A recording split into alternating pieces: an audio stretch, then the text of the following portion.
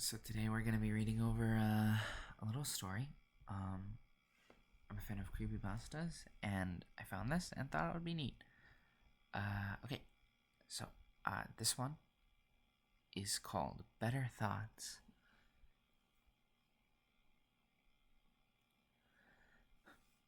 On his way home from school, a tacky little pamphlet neatly folded on the seat next to him catches the eye of AJ, a 20-year-old Toronto native. He's always had a curious mind.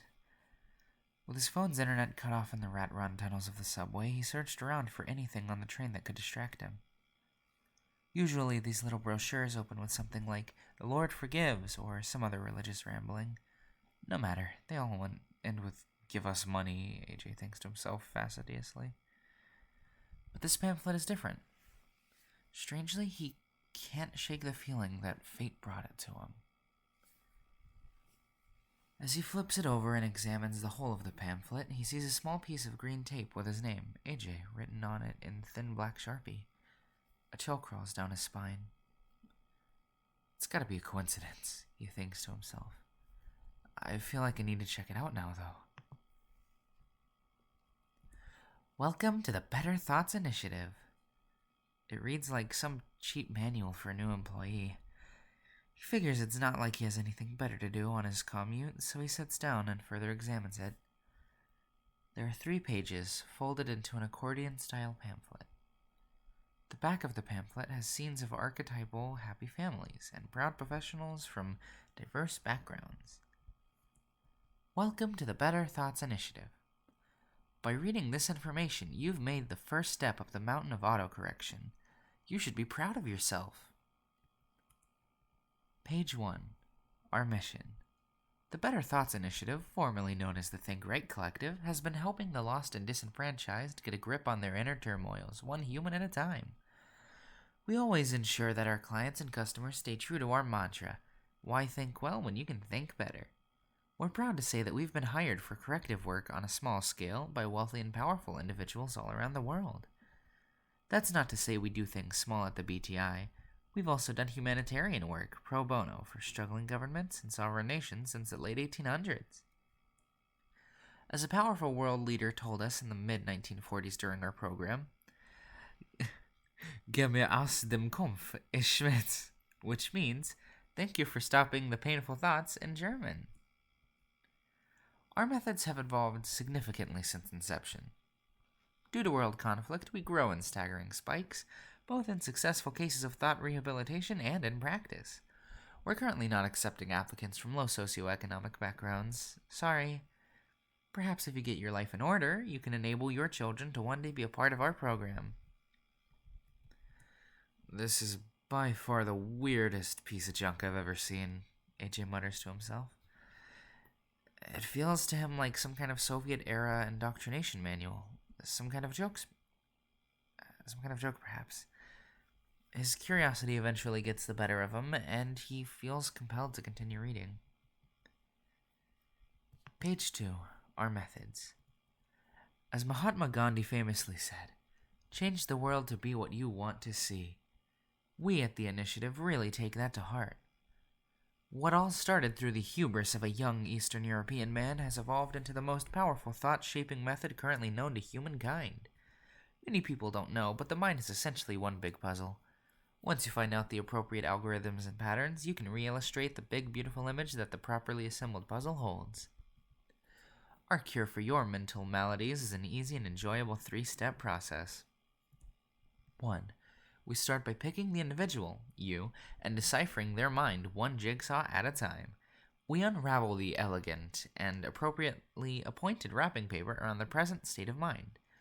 Once we get to the gift inside, we polish out all of the lumps, bumps, and blemishes so that it can be a pristine canvas for thought once more. After having cleaned the core, we rewrap that delicious little present and begin to rewire the thought processes to ensure the exquisite and unmarred beauty remains eternal. After the mind has become a smooth slab of extravagant marble, the real fun begins. We rewrite the mental process of thinking, in and of itself. Cool, huh? We call it molding. Some have described the process as painless, purging, purifying, or even terrific. 2. The rewriting process begins with re-education. The canvas, you, is presented with many different moral, philosophical, and existential dilemmas. Until the objectively correct stance and mindset is taken, the penalty for failure grows exponentially. High risk, high reward, they say.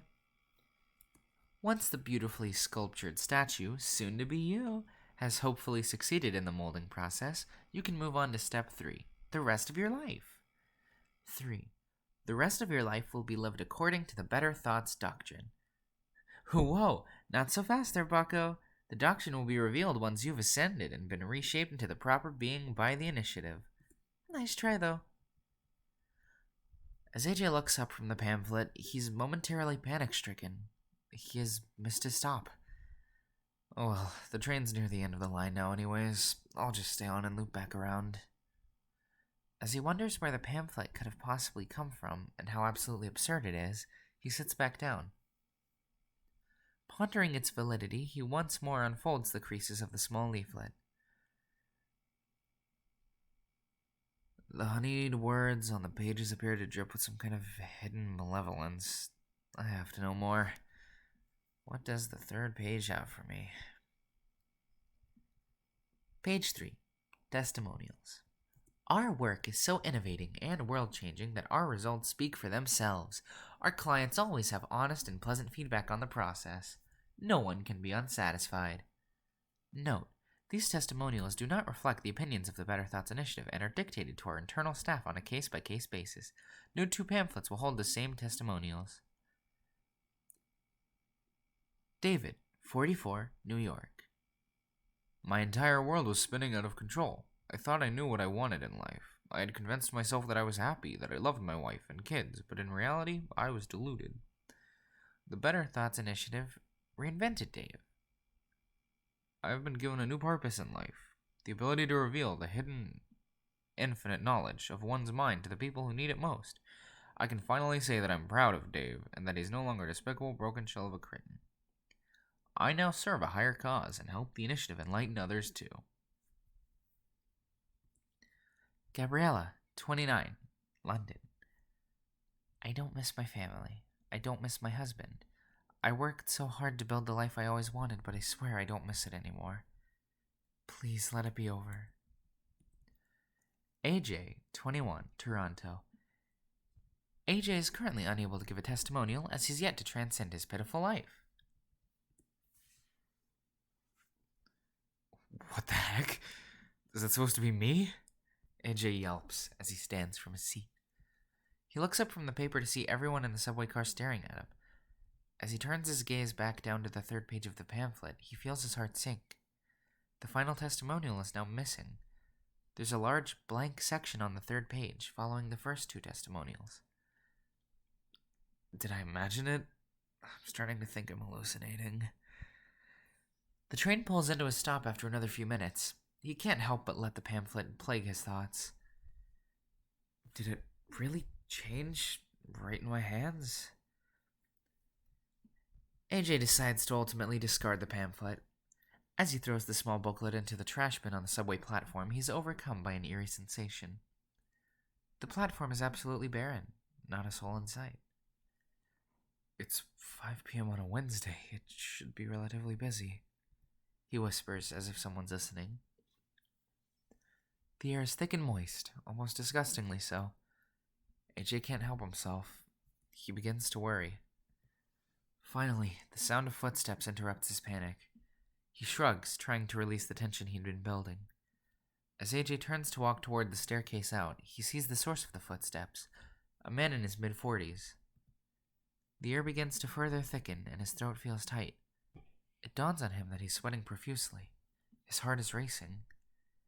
AJ attempts to turn around and run the other way, but his body doesn't respond. The man walking towards him is getting ever closer. He recognizes the man's face despite having never met him. The 44-year-old New York native. A weakness begins to wash over AJ. He wants to run, but he can't. He knows it wouldn't be right.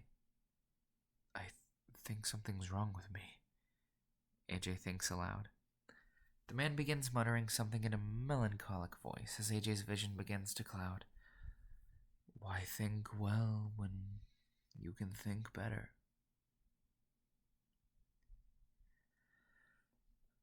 For more stories of salvation, seek out your own designated pamphlet.